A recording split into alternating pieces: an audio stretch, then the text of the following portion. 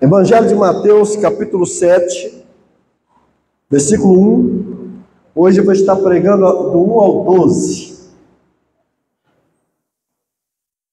Se tudo der certo, semana que vem eu encerro a exposição do Sermão da Montanha. Semana que vem não, porque semana que vem nós vamos estar aí comemorando o dia da Reforma Protestante, então deixa para outra. Mateus capítulo 7. Não julguem, para que vocês não sejam julgados, pois da mesma forma que julgarem, vocês serão julgados. E a medida que usarem, também será usada para medir vocês.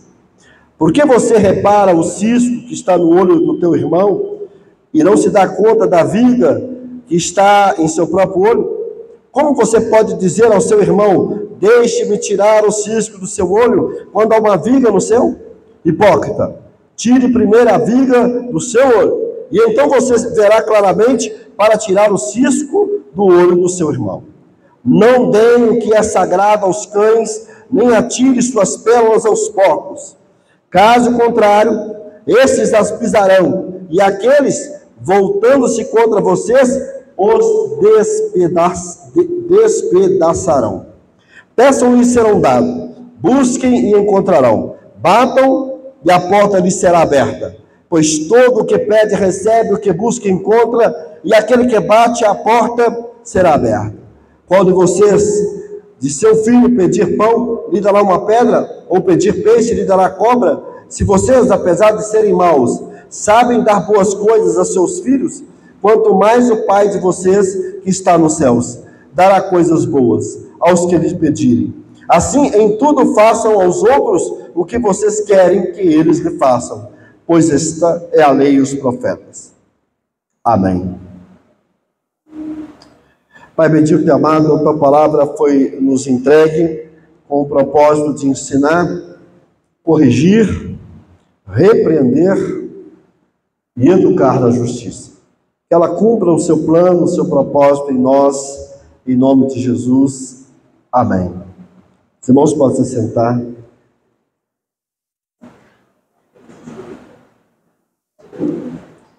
Queridos, o título da minha reflexão hoje é o cristão e os seus relacionamentos. O cristão e os seus relacionamentos. E meu objetivo é mostrar que estamos cercados de diversos grupos de relacionamentos e nós precisamos aprender a agir com sabedoria diante desses grupos de relacionamentos. É interessante a gente pensar que um dos maiores desafios que nós temos é a convivência, principalmente com os diferentes. É lidar com as pessoas que nos cercam. E o texto que a gente leu, ele tem um sentido muito grande, porque parece que o fio condutor que une todo o capítulo 7 é o tema do relacionamento. Parece que essa era a ideia de Jesus aqui, nesse capítulo 7, falar dos relacionamentos que nós temos ou podemos ter. Nós aprendemos, em primeiro lugar, sobre o caráter do cristão quando nós falamos das bem-aventuranças, no início do Sermão da Montanha. Nós aprendemos sobre a influência do cristão no mundo quando nós falamos do sal e da luz. Nós aprendemos sobre a justiça do cristão quando falamos da relação dele com a lei, a questão do homicídio, a questão do adultério, a questão dos juramentos. Nós falamos da religião do cristão quando nós falamos das esmolas, da oração e do jejum. E por fim nós falamos da ambição do cristão.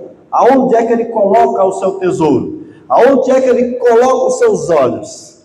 Mas agora, Jesus entra numa questão bastante delicada. É como a gente se relaciona. É as pessoas que estão em volta da gente. Como lidar com elas? Não é fácil, né? Não é fácil. O que Jesus nos ensina, portanto, sobre relacionamentos aqui, do verso 1 ao 12. Anote aí a pergunta para a gente tentar responder ela. O que Jesus de fato nos ensina sobre os relacionamentos? Primeiro, Jesus nos ensina que devemos nos relacionar com os irmãos com misericórdia. Os irmãos do ABC que estão anotando. Jesus nos ensina que devemos nos relacionar com os irmãos com misericórdia. A primeira exortação de Jesus aqui é: não julguem. Já começa assim: não julguem, para que vocês não sejam julgados. E a palavra grega usada aqui para julgue é krinos, que traz a ideia de condenação ou de julgamento duro, pesado, que a gente faz com as outras pessoas. Bom, a pergunta que precisa ser feita aqui é: o que Jesus de fato quer dizer com não julguem? Já sabemos que a raiz da palavra no grego é não condenar, não julgar com dureza. Mas o que Jesus de fato quer dizer aqui? Será que Jesus está aqui, em primeiro lugar, condenando qualquer tribunal legal que possa fazer juízo sobre as relações humanas? Será que é isso que Jesus está? Jesus está se opondo à ideia de um tribunal legal, de um júri, para discutir e julgar a causa de outras pessoas? É interessante pensar que Leão Tolstói, no seu livro O Reino de Deus entre Nós, e Leão Tolstói é um dos maiores escritores russos que nós conhecemos, ele escreve esse livro, O Reino de Deus está em Nós, e ele, trabalhando o Sermão do Monte, porque um dos temas do Leão Tolstói nesse livro é o Sermão da Montanha, eu já falei sobre ele aqui, porque Leão Tolstói defendia a tese do pacifismo e do anarquismo político. Inclusive Mahatma Gandhi, enquanto jovem, leu esse livro de Leão Tolstói e foi influenciado pela visão política de Leão Tolstói. Daí a razão porque Mahatma Gandhi defendeu o pacifismo. Então Leão Tolstói fazia uma leitura desse sermão defendendo qualquer tipo de pacifismo, contrário inclusive a uma leitura correta do Sermão do Monte. Mas é interessante pensar que quando Leão Tolstói vai interpretar esse versículo, não julguem, ele está dizendo: Jesus está contra os tribunais humanos, Jesus está contra qualquer instituição que possa reivindicar para si a autoridade e o direito de julgar. Inclusive isso aparece também na obra de Leão Tolstói, chamado Guerra e Paz. Essas duas obras que eu citei estão em português, inclusive. O Reino de Deus está em Nós e Guerra e Paz. E Leão Tolstói não acreditava, ele não dava essa autoridade para o Estado, porque ele entendia que isso era contrário à lei e o reino de Deus. Mas será que Jesus está condenando isso? Não acredito. A gente olha para a história de Israel, a gente vai ver que os juízes existiam. Inclusive era hábito dos juízes julgar o povo nas portas da cidade. Era ali que eles julgavam a causa das pessoas. Então havia julgamento, havia tribunal em Israel. Se nós olharmos, por exemplo, para o próprio apóstolo, para o próprio Jesus, que vai dizer que dai a César o que é de César e dai a Deus o que é de Deus, ele não nega a autoridade humana e a responsabilidade dela. E Paulo escrevendo em Romanos capítulo 13, ele admite a autoridade política, a autoridade do Estado, e vai dizer: ao Estado está a espada para julgar, para punir. O apóstolo São Paulo não ignorava o papel dos tribunais da justiça. Inclusive no capítulo 6 de 1 Coríntios, o apóstolo Paulo diz: tem muito crente indo para a justiça secular para julgar a causa dos irmãos. Será que não há pessoas entre vocês capazes de fazer isso? Ali ele admite que existem tribunais competentes para julgar os de fora. Então Jesus não está aqui de maneira nenhuma dizendo que ele é contra qualquer tribunal legal de justiça. Mas em segundo lugar, será que Jesus está aqui sendo contra qualquer tipo de crítica, de juízo de valores que nós podemos fazer? Será que Jesus está dizendo aqui: olha, vocês não têm que fazer juízo de valores do que é certo e errado, vocês não podem julgar o bem e o mal, vocês não devem fazer nenhum tipo de crítica, nenhum tipo de juízo, nenhum tipo de discernimento? Será que Jesus está dizendo isso? Ora, se Jesus estivesse dizendo isso, ele estava contradizendo a si mesmo, porque no verso 6 ele vai dizer assim: não deem o que é sagrado aos cães e nem atire suas pedras aos porcos. Ele está pressupondo que existem pessoas que são cães e existem pessoas que são porcos. E eu só vou concluir que existem pessoas que são porcos porque existem pessoas que não são porcos. Porque existem pessoas que são cães porque também existem pessoas que não são cães. Ou seja, ele está dizendo, exerça algum tipo de discernimento para entender quem são os cães e quem são os porcos. Portanto, Jesus não está aqui de maneira alguma condenando qualquer tipo de crítica. Na própria oração, na própria parte do Pai Nosso, na oração no capítulo 6, Jesus fala, olha, não seja como os religiosos, que dão esmola para aparecer, que jejuam para aparecer, não seja como eles que oram nas praças para aparecer. Ou seja, Jesus está nos ensinando a fazer juízo de valores, a discernir alguns comportamentos que não batem, que não são certos. Jesus tinha esse hábito também. Então eu não acredito que Jesus esteja aqui dizendo que nós não devemos julgar de maneira nenhuma, que nós não devemos exercer senso crítico de maneira alguma. Não creio que Jesus está fazendo isso aqui. Segundo, primeiro ele disse que nós não devemos julgar os irmãos. Segundo, ele vai dizer que nós não devemos ser hipócritas com os irmãos. Não julgue os irmãos, não condene eles, não seja duro com eles,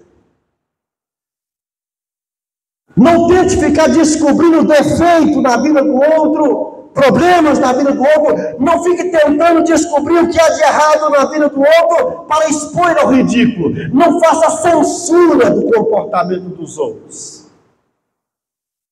Mas ele diz também, não seja hipócrita. Não seja hipócrita com os outros, é isso que ele vai dizer, verso 4. Como vocês podem dizer ao seu irmão, deixe-me tirar o cisto do seu olho quando há uma viga no seu? Hipócrita! Tire primeiro a viga do seu olho, e então você verá claramente para tirar o cisto do olho do seu irmão. Primeiro, não julgue o irmão. Segundo, não seja hipócrita. Quando é que nós somos hipócritas? Nós somos hipócritas exatamente quando a gente não vive o que a gente está dizendo. A gente está o tempo todo preocupado no defeito do outro, esquece que existe um na gente, que existe o mesmo problema na gente. A gente sempre acha que o problema é sempre no outro. Há uma tendência no ser humano de sempre esconder os seus defeitos, mas ampliar os dos outros. Há uma tendência no ser humano de sempre estar escondendo as suas mazelas, escondendo os seus erros, mas abrindo para ver o defeito do outro. Quem caiu em adultério? Quem mentiu? Quem foi indiferente? Nós estamos o tempo todo apontando para o outro e esquecemos da nossa realidade. Jesus mostra isso no capítulo 8 de João, quando os fariseus chegam trazendo uma mulher pega em adultério, e Jesus olha para eles e disse, quem não tem pecado atira a primeira pedra. E por que Jesus disse isso? Porque eles estavam escondendo os pecados deles, escondendo os erros deles, mas apontando do outro. O hipócrita é aquela pessoa que ela esconde, não deixa que o outro veja seu erro, mas quer que todos vejam o erro dos outros. Não seja hipócrita com o seu irmão. Mas eu concluo esse ponto aqui dizendo o seguinte. Caminhe comigo a lógica aqui. Primeiro, não julgue, não condene, não seja duro demais com as pessoas. Você erra, mas não quer que ninguém erra. Você falha, mas não quer que ninguém falha. Não seja hipócrita, achando que só você está certo, só você tem a razão. Não dá para o outro a chance de também estar no processo de conclusão da obra de Deus, porque eu estou incompleto. Desculpa, mas eu estou incompleto. Desculpa, mas eu ainda estou em processo. Desculpa, mas eu não sou perfeito. Desculpa, mas Deus ainda não concluiu a obra em mim. A obra vai ser concluída na glória. Então eu vou errar mesmo. É só ler a Bíblia de Gênesis e Apocalipse e você vai ver que grandes homens de Deus erraram. Abraão, Isaac, Jacó, Davi, Salomão, todos erraram. O Pedro errou bastante. Não julgue, não seja hipócrita. Mas há uma terceira coisa que tem que ser observada aqui. Não seja omisso com seus irmãos. Grava aí o ABC. Não julgue. Ponto 1. Do primeiro subponto. Não julgue. Segundo, não seja hipócrita com o irmão. Terceiro, não seja omisso. Por que não seja omisso? Porque olha o que diz o texto. Verso 5. Hipócrita, tire primeiro a viga do seu olho, então você verá claramente para tirar o cisco do olho do seu irmão. O texto não diz, não tire o cisco do olho do teu irmão. O texto não diz, não ajude o seu irmão. Pelo contrário, você deve ajudar o irmão que está com cisco no olho. O que você precisa fazer é primeiro tirar o seu. O texto não está dizendo que eu não possa ver o erro do irmão e não querer ajudá-lo. O texto não está dizendo assim, ó, você está vendo o irmão errado, deixa ele lá. Deixa ele quieto, não é competência sua. O texto não está dizendo assim, você está vendo que o irmão está pecando? Deixa ele lá, não é competência sua. O texto não está dizendo assim, você está vendo o irmão cair no buraco? Deixa ele lá. O texto está dizendo, primeiro tira o cisco do seu olho. Agora, por que eu tenho que tirar o cisco do meu olho? Por quê? A razão é clara, para que eu veja com clareza. Estão me entendendo, igreja? Por que eu tenho que tirar o cisco do meu olho? Para ver com clareza. O que o texto está dizendo não é para você ser omisso com o problema do outro, ser omisso com o erro do outro. O que o texto está dizendo é, tire primeiro, para que você tenha clareza para observar, de fato, o que está acontecendo com o outro.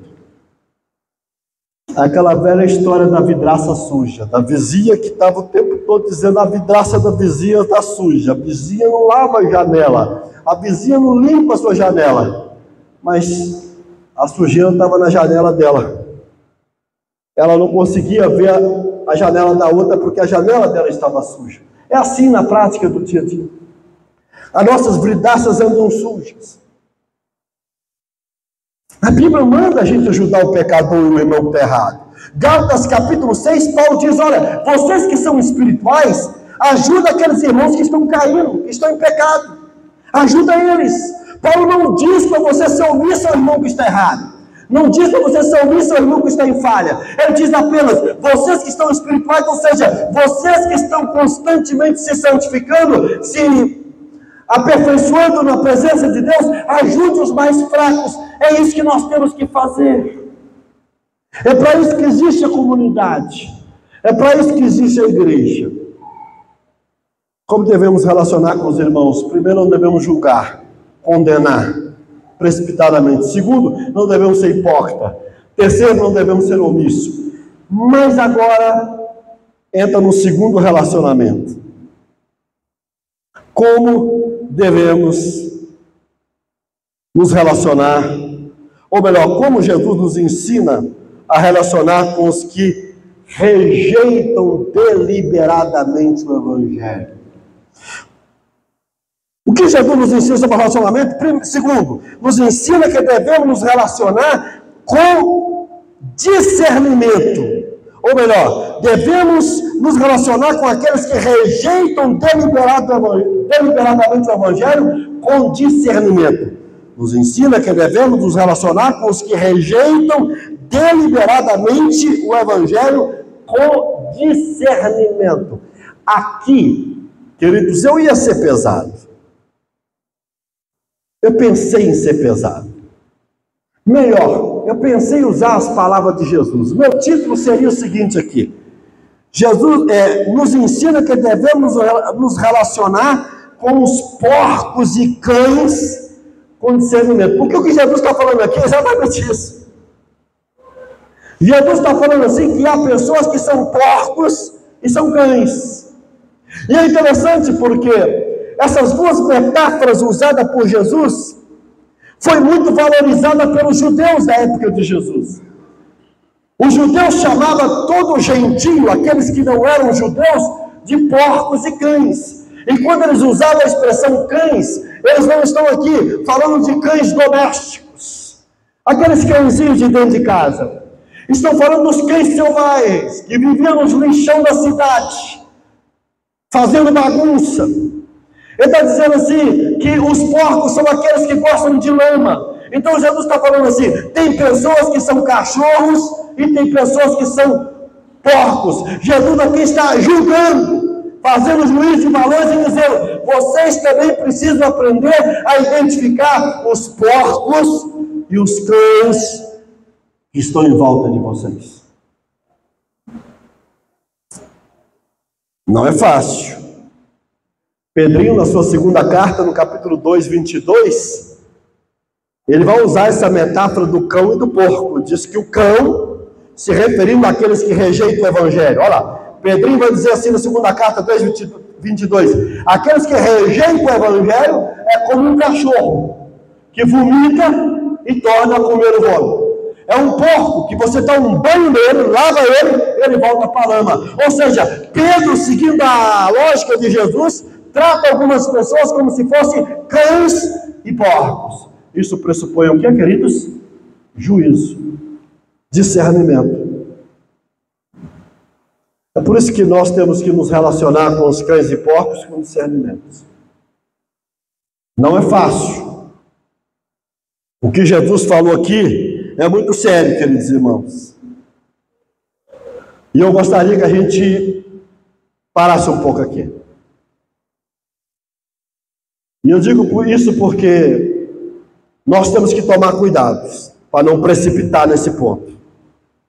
Porque quando Jesus disse aqui, para não dar pérolas aos porcos e nem lançar o que é sagrado, olha o que ele diz aqui, não deem o que é sagrado aos cães, porque os judeus não davam nada que sobrava do sacrifício para o cachorrinho ou para os porcos. Inclusive, não sei se vocês sabem, mas na tradição batista antiga, quando a gente celebrava a ceia do Senhor, o que sobrava do pão e do vinho era enterrado no fundo da igreja. Nenhuma criança podia comer o pão e nem pegar o cálice, porque aquilo era sagrado. E para alguns pais da igreja, inclusive isso está lá no Didaquê, para alguns pais da igreja, você não pode dar a ceia, porque eles acreditavam que Jesus está falando aqui da ceia, nós não podemos dar a ceia ao pagão não batizado, aquele que não se converteu. Isso é jogar pérola aos porcos. Mas não é isso que Jesus está querendo dizer aqui nesse texto. Ele não está dizendo que eu não posso dar a ceia a quem não é. Não é isso que ele está falando. O sentido aqui é outro. Também, alguns hipercalvinistas da história defenderam que Jesus está dizendo o seguinte: não prega o evangelho para o incrédulo. Deixa que o Espírito Santo, na hora H, ele vai chamar aqueles para a salvação, mas nós não devemos fazer isso. Isso é contrário, porque o próprio João Calvino diz que nós temos que apresentar o evangelho indiscriminadamente a qualquer pessoa. Portanto, eu não devo discriminar ninguém. O que Jesus está querendo dizer aqui por não dar pérola aos porcos, não dar o sagrado aos cães? O que Jesus quer dizer aqui? Ele está falando daquelas pessoas que ouvem o evangelho, ouvem a palavra, mas deliberadamente rejeitam. Deliberadamente rejeitam, não querem. Para elas. É interessante isso aqui, porque na parábola do semeador, Jesus diz que tem 4 tipos de solo. Aqui caiu na beira do caminho, o pássaro vai lá e rouba. Aqui caiu na terra rochosa, começa a nascer, enquanto a rocha embaixo não consegue pegar água e morre. Aqui caiu nos espinhos, os espinhos sufocam ela morre. E aqui caiu na terra fértil. Jesus disse que você tem que distribuir o evangelho indiscriminadamente. É interessante porque um dos maiores teólogos do século 20 e 21, um dos pais do movimento de crescimento da igreja, chamado Peter Wagner, no seu livro A Estratégia para o Crescimento da Igreja, Dr. Peter Wagner tem um princípio que ele chama de teste do solo. Ele diz que nós temos que testar o solo onde a gente vai pregar. Se eu testei o solo aqui e vi que é ruim, muda de lugar. Fui naquela cidadezinha, o solo ali é ruim, muda para outra. Eu fiquei pensando, aonde é na Bíblia que diz que você tem que testar o solo e com base no teste do solo, mudar de cidade? Aonde está escrito isso? Jesus manda distribuir a semente indiscriminadamente. Quem é soberano sobre o solo é o Espírito Santo e não o pregador. Não é uma pesquisa de mercado que vai dizer se essa cidadezinha aqui é boa para abrir uma igreja ou não. Se esse bairro aqui é bom para abrir uma igreja ou não. Não é pesquisa de mercado que vai fazer isso. Para abrir empresa eu vou fazer isso. Mas para pregar o evangelho, eu tenho que ir aonde Deus mandar. Às vezes você pode passar meses e até anos numa cidade e não ganhar ninguém para Jesus. Eu li a história de um missionário que foi para uma tribo indígena e ele passou mais de 20 anos lá e não ganhou uma alma para Jesus. Uma alma. E morreu o missionário. Mandaram um missionário depois dele. No primeiro ano, toda a tribo havia se convertido e batizado. Perguntaram ao chefe da tribo: o que aconteceu? Por que o missionário anterior ficou aqui exatamente mais de 20 anos e você não se converteu e agora está convertendo? É que quando ele morreu, é que nós podemos perceber que ele viveu o evangelho entre nós. A vida dele, a obra dele, a ação dele e as palavras dele eram o verdadeiro evangelho. Quando você chegou aqui, você só fez o apelo. Às vezes nós não entendemos os mistérios de Deus. Então nós temos que tomar cuidado antes de dizer: não vamos continuar aqui porque isso é dar pérolas aos porcos. Não vamos continuar aqui porque isso é julgar o sagrado aos cães. Temos que tomar cuidado porque isso aqui é uma exceção. Isso aqui é um caso excepcional. Não sou eu nem você que vai racionalmente concluir isso. O Espírito Santo precisa nos dirigir a essa convicção. Os irmãos que estão entendendo, digam amém.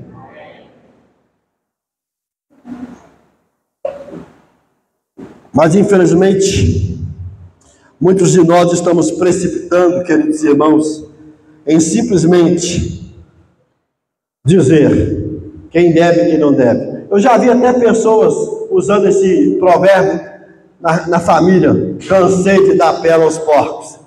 Não vou insistir mais com esse meu irmão, não. Não vou insistir mais com essa minha irmã, não. Cansei de dar pela aos porcos. O pastor também fala isso. Cansei de insistir com essa ovelha. Essa ovelha não tem mais jeito. A gente usa banalizando o provérbio, mas o que Jesus quer dizer aqui é muito sério. A gente precisa do discernimento do Espírito para saber quem de fato rejeitou deliberadamente. E é bom que se saiba que a blasfêmia contra o Espírito Santo, que é o único pecado que não é perdoado, é exatamente isso: a rejeição deliberada, consciente da obra do Espírito Santo. Ouviu, compreendeu, mas não quer para ele. A Bíblia diz que essa rejeição deliberada, o Espírito falando e ele rejeitando, seria blasfêmia com o Espírito Santo. Interessante a gente pensar da seguinte maneira. Mas em terceiro lugar, primeiro, devemos nos relacionar com os irmãos com misericórdia, não julgando, não sendo hipócrita, nem sendo omisso. Segundo, devemos nos relacionar com aqueles que rejeitam deliberadamente o Evangelho com discernimento, não precipitando. Mas em terceiro lugar, devemos nos relacionar com o Pai com confiança. Olha aí a sequência: com os irmãos com misericórdia, com os porcos e cães com discernimento, com o Pai com confiança. Essa é a porção que nós vamos encontrar aí no verso 7 ao verso 12, e fala do quê? Da oração. Para resumir essa porção, vejamos aí alguns pressupostos que fica claro nessa porção aqui. Primeiro pressuposto da oração, da nossa relação com o Pai: conhecimento. Aquele que ora precisa conhecer o Deus a quem ora, o Pai a quem ora. Posso ouvir amém? É interessante porque o versículo diz assim, olha o que diz o verso 11: se vocês, apesar de serem maus, sabem dar boas coisas aos seus filhos, quanto mais o Pai de vocês que está no céu. A primeira coisa é conhecer o seu Pai. Aquele que ora precisa ter um conhecimento da paternidade de Deus. O que é que nos ensina a oração do Pai Nosso? A oração do Pai Nosso introduz um novo conceito de Deus. Qual o conceito de Deus é introduzido na oração do Pai Nosso? O conceito de Deus como Pai. Pai nosso que estás no céu. Aquele que ora precisa entrar numa relação com Deus de paternidade, ter essa intimidade de filho, ter essa intimidade de chamar Deus de Pai, como disse Paulo, Abba Pai. Aquele que ora precisa conhecer o seu Pai, saber o quanto Ele te ama, saber o quanto Ele se preocupa com você. Quando você lê, por exemplo, o Salmo 121, eleva os meus olhos para os montes, de onde me virá o socorro? Aquele que ora precisa ter consciência de que o seu socorro não vem dos montes, não vem dos ídolos, não vem dos altares idólatras. O seu socorro vem do Senhor que fez os céus e a terra. Ou seja, é um Pai poderoso, é um Pai soberano, mas ao mesmo tempo é um Pai que cuida de você. Ele guardará a sua entrada, guardará a sua saída, e quando você estiver dormindo, Ele vai orar por você. Então, quando que ora, precisa entender que Deus é o seu Pai. Posso ouvir amém? Segunda coisa, pressuposto da oração que apresenta aqui, é o conhecimento primeiro. Segundo é o desejo. Aqui fala de pedir, aqui fala de buscar, aqui fala de bater, ou seja, tem desejo. Eu tenho desejos para colocar diante de Deus. Eu tenho desejos para transformar ele em oração. É interessante porque quando Jesus vai entrando em Jericó, ele se depara com um cego. E ele para atender o cego. E ele pergunta para o cego: o que queres que eu te faça? Parece uma pergunta tola. Parece uma pergunta sem sentido. Ora, o que eu queres que eu te faça? Eu estou cego. É claro que eu quero ver. Mas talvez ele quisesse uma moeda. Talvez ele quisesse uma quantia de dinheiro a mais. E Jesus especifica. Mostra para mim o seu desejo. Ele fala: eu quero ver. Nós temos desejo e precisamos verbalizar esse desejo diante do Senhor. Quando Ana sobe à presença de Deus, ela começa a orar porque ela queria um filho, e ela queria que esse filho fosse varão, que fosse um homem. Ela especifica e ela tem um desejo. Toda oração nasce de um desejo. Qual é o desejo que você quer colocar diante de Deus? Mas em terceiro lugar, a oração pressupõe conhecimento. Conheça seu Pai, pressupõe desejo, sabe o que você quer, mas a oração pressupõe fé. Confie. Confie. A criança vai pedir para o pai peixe, mas ela sabe que o pai não vai dar pedra. A criança vai pedir para o pai comida, ela sabe que o pai não vai dar uma varada. Ela sabe que o pai vai dar comida para ela. É preciso confiar no pai, saber que ele vai olhar para a sua necessidade, que vai olhar para a sua realidade. Sem fé, diz Hebreus, é impossível agradar a Deus. Como diz Hebreus, aquele que se aproxima do trono da graça, aproxima acreditando que ele é galardoador daqueles que o buscam. Nós temos que confiar no Deus a quem nós servimos. Posso dizer amém? Temos que confiar que Ele não mudou, que Ele é o alfa e o ômega, do princípio e o fim, que Ele cura, que Ele salva, que Ele liberta, que Ele restaura famílias. Temos que acreditar que Ele é poderoso para prover, como disse Abraão para Isaac: Deus proverá um cordeiro para o holocausto. Temos que acreditar que Deus vai prover o cordeiro para o holocausto. Hebreus capítulo 11 diz que quando Abraão foi apresentar Isaac ao Senhor, ele acreditava que Isaac poderia ressuscitar. Tamanha fé do pai Abraão no Senhor. A pergunta que eu faço é: você confia em Deus? A oração pressupõe conhecimento, pressupõe desejo, pressupõe fé, mas também pressupõe persistência. A oração aqui diz peçam, depois diz busquem, depois diz batem. Isso é persistência. Pedir, buscar e bater é insistir. Por que Deus pede para a gente insistir? Por que Deus quer que a gente insista? Ele não sabe a minha necessidade. Essa é a lei da oração. Deus estabeleceu a lei da oração para nós. E Ele quer que a gente peça. E aqui diz assim: peçam-lhe serão dados, busquem encontrarão, batam. Olha a sequência: pedir, buscar, bater. Pressupõe persistência na oração. Não desista daquilo que você tem buscado diante do Senhor. Faça como Ana. Ainda que as pessoas encarem você como louco, como louca, ainda que as pessoas digam para você que Deus não vai fazer isso, não pare de orar, a não ser que o Espírito Santo te dê discernimento de que aquilo não é para você. A não ser que aquilo que você vai pedir é contrário às Sagradas Escrituras. Caso contrário, não pare de orar. Não pare de orar.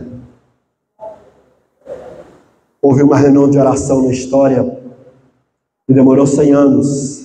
A oração dos moravianos.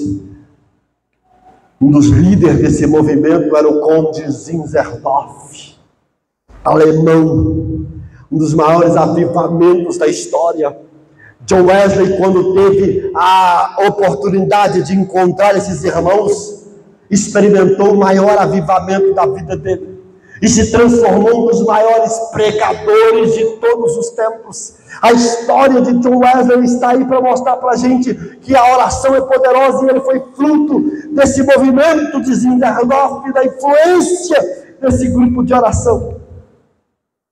Nós temos que acreditar, temos que confiar, nós temos que persistir, mas a oração pressupõe promessa, ela pressupõe conhecimento do Pai, desejo, fé. A oração pressupõe persistência, mas pressupõe promessa. O texto diz: peçam, promessa, lhe será dado. Busquem, promessa, encontrarão. Batam, promessa, a porta lhe será aberta. Nós temos que orar com base nas promessas de Deus. Posso ouvir amém? Nós estamos perdendo a fé nas promessas do Senhor.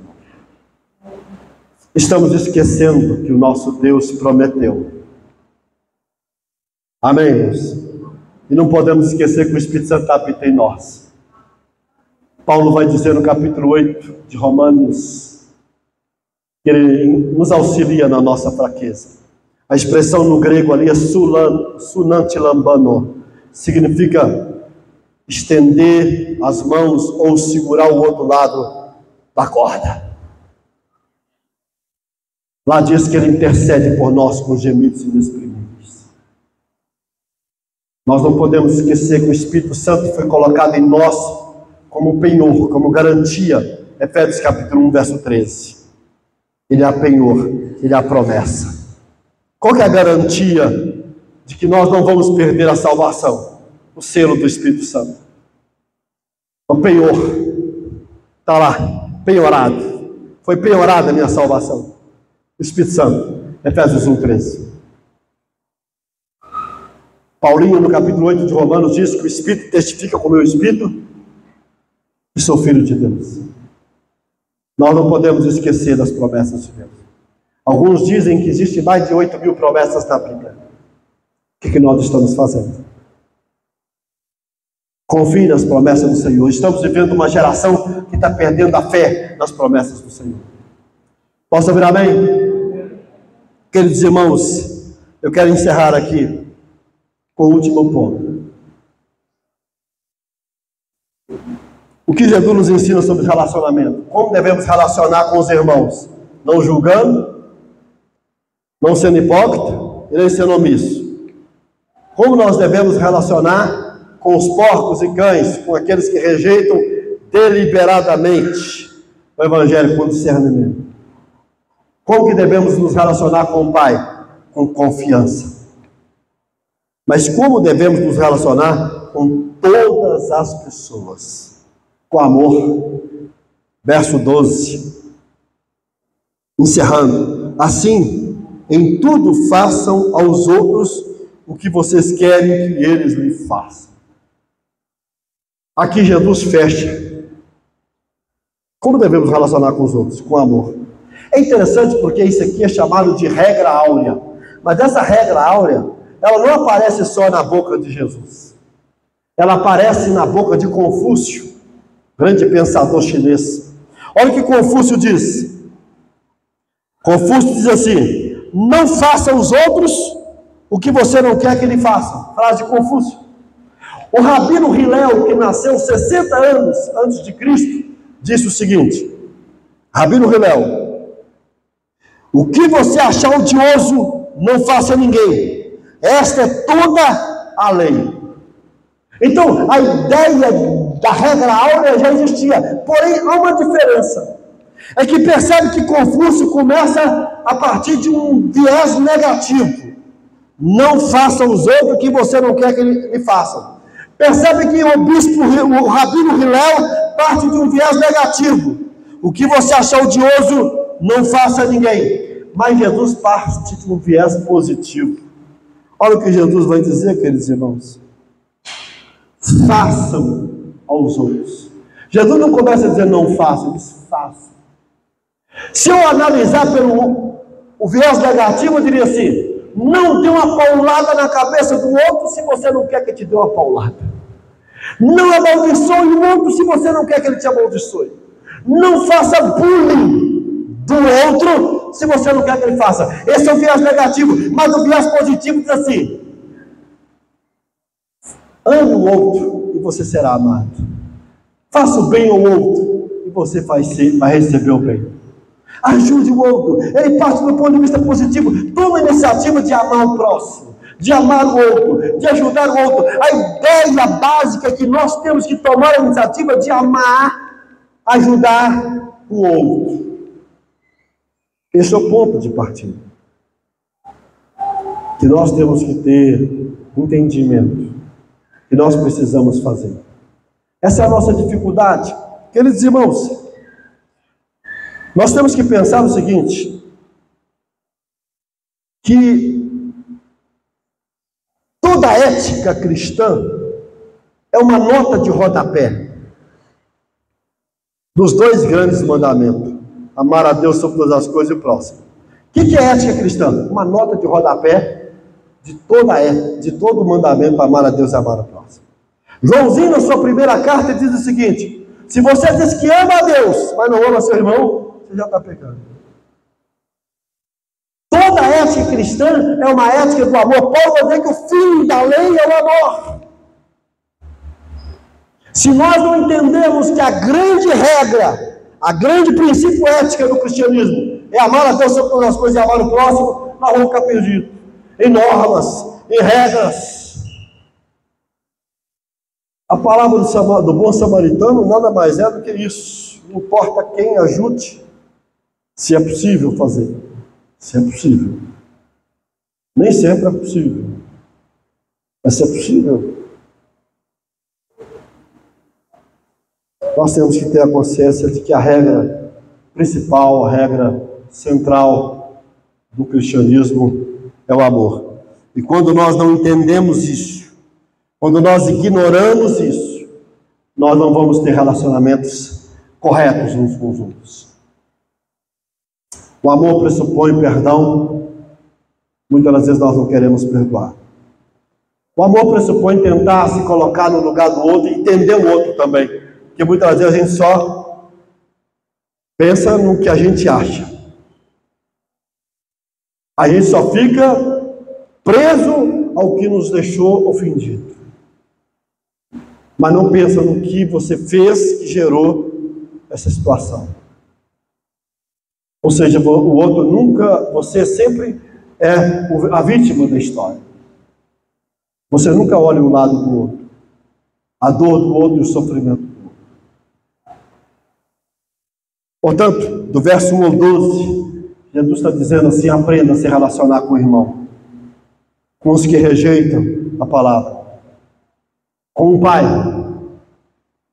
e com todas as pessoas, com o irmão com misericórdia, com os que rejeitam a palavra com discernimento, com o pai com confiança, com todas as pessoas com amor.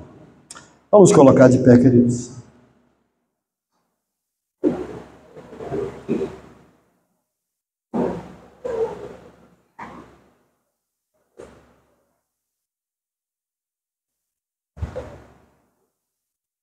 Eu queria que você fechasse os teus olhos para a gente orar ao Senhor. Aleluias. Santo é o teu nome, Pai. Tua palavra está diante de nós, e a tua palavra é rica, é viva, a tua palavra é poderosa. E ela nos ensina hoje, Pai, que não é fácil relacionamentos. Sabe por que muitas das vezes nós não queremos perdoar o outro? Porque a gente esquece que a gente é caído, que a gente é feito do mesmo material do Adão. A queda, A gente é imperfeito, a gente falha, mas a gente nunca quer olhar o ponto de vista do outro, só o nosso. A gente nunca quer entender o outro, só queremos ser entendidos. É isso que dificulta a convivência no corpo de Cristo, na comunidade da fé. Que nós possamos crescer na compreensão do verdadeiro relacionamento à luz da tua palavra. É o que eu lhe peço, Pai, em nome de Jesus, e todos digam amém. Irmãos, pode se assentar.